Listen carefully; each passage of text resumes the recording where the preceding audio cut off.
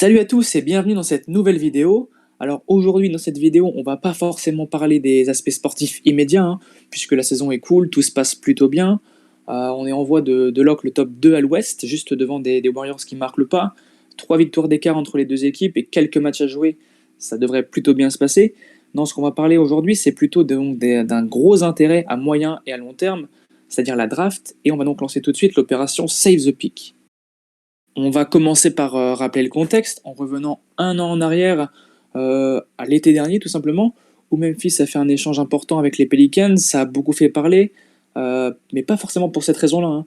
On a beaucoup parlé de cet échange puisqu'il y avait eu le switch entre Jonas Valanciunas et Steven Adams. On a aussi parlé du fait que Memphis cherchait à monter jusqu'au pick 10 pour obtenir Zaire Williams. Mais l'une des raisons essentielles de cet échange qui a été réalisé, c'est aussi pour obtenir le pick des Lakers, arrive dans notre besace. C'est un premier tour 2022, donc cet été, qui est protégé top 10. Qu'est-ce que ça signifie? Ça veut dire que si le pic tombe de 11 à 30, on va l'obtenir, mais s'il reste entre les places 1 et 10, en revanche, il retournera chez les Pelicans. Et si ça arrive, c'est un scénario qui n'est pas souhaitable. Ça se transformera alors pour nous en un second tour 2022, celui des Cavs, et un second tour 2025 sera celui des Pelicans. Du coup, on va se plonger un petit peu sur le classement de la conférence Ouest et s'intéresser aux Lakers, dont l'avenir de la saison est très important pour nous. Ils sont actuellement 10e de l'Ouest. C'est une saison qui est assez timorée, assez compliquée. 31 victoires seulement. Le top 6, qui signifie une qualification immédiate en playoff, c'est mort. En revanche, le play-in est plus que probable. Le top 10 pour l'instant, c'est ok, mais t'as les Spurs qui pointent juste derrière. On va avoir un classement un petit peu plus large, voir un peu où sont les Lakers dans la ligue. On voit qu'ils sont vraiment plongés dans ce ventre mou complet. Et pour avoir encore un meilleur visuel, on va se diriger vers le site Tankathon. Le site Tankathon qui nous propose donc un classement inversé, avec en 1 donc le pire bilan, et ensuite c'est décroissant. On voit que ces Lakers, pour l'instant, en l'état actuel des choses, ils sont classés 9e, donc c'est-à-dire que le pic irait chez les Pelicans et ne reviendrait pas. Mais ça peut encore changer, puisque donc, si on se focus un petit peu plus sur les places qui nous intéressent, c'est-à-dire entre 9 et 12, on voit que c'est très serré, les bilans sont quasiment similaires. Les Lakers avec un 31-42 et les Knicks avec un 32-42.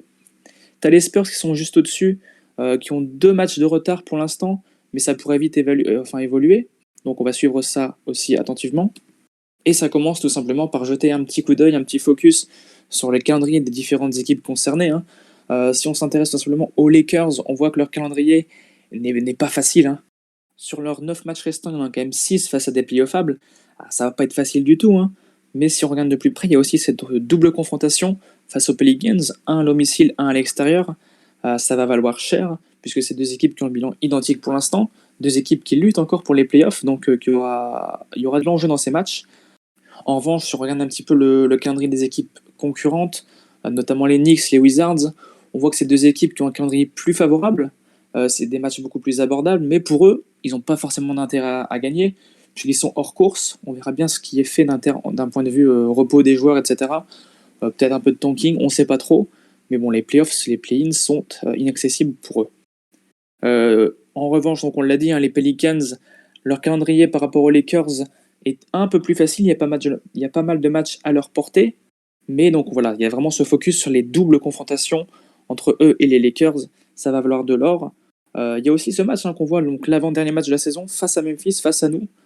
On peut imaginer que, habituellement, les équipes en fin de saison comme ça qui préparent les playoffs peuvent laisser un peu au repos les joueurs. Là, s'il y a un intérêt, peut-être que Memphis ressortira une équipe plutôt compétitive pour aller tenter de choper cette win et donc faire glisser au classement les Pelicans. On parlait des Spurs aussi, les Spurs qui ont un petit peu de retard pour l'instant, 2 matchs de retard, mais ils pourraient revenir à un match seulement de retard dès ce soir, dès cette nuit, puisqu'ils jouent les Pelicans.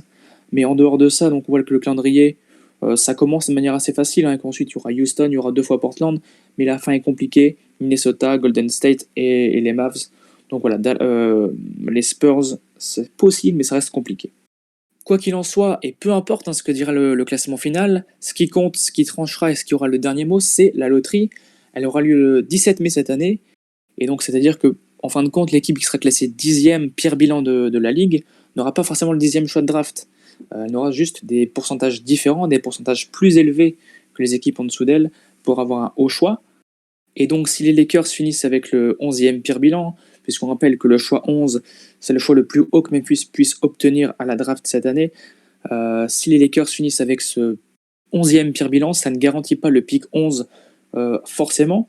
Ils pourraient tout simplement monter à la draft, ou peut-être même descendre un petit peu. Quoi qu'il en soit, donc on verra ça à l'issue de la loterie. Donc pour résumer et oublier un petit peu ce tableau plein de chiffres qu'on vient de voir, il y a deux scénarios possibles.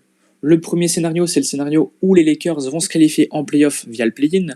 Donc on le rappelle, hein, ils sont actuellement 10e, donc ils doivent battre le 9e, actuellement les Pelicans, puis ensuite battre le perdant de la rencontre entre le 7 et le 8, donc soit les Clippers, soit les Wolves.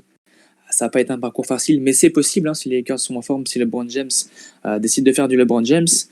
Et dans ce cas, donc si les Lakers font les playoffs, on a 100% de chance de récupérer le pick, puisque la nouveauté de ce nouveau schéma avec play-in, c'est qu'en fin de compte, une équipe, peu importe son bilan, si elle fait les playoffs, elle ne peut pas atterrir en loterie, donc elle sera forcément hors du top 14, donc Memphis finirait avec un pick 15, voire un pick 16.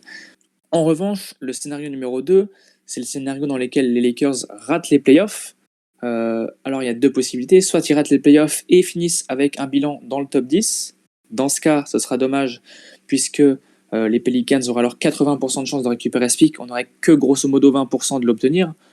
Et à l'inverse, hein, si les Lakers finissent avec un bilan de 11 ou plus, Memphis aurait alors plus de 9 chances sur 10 de récupérer le pick, et donc drafterait 3 premiers tours à la prochaine draft, ce qui serait vraiment le scénario idéal.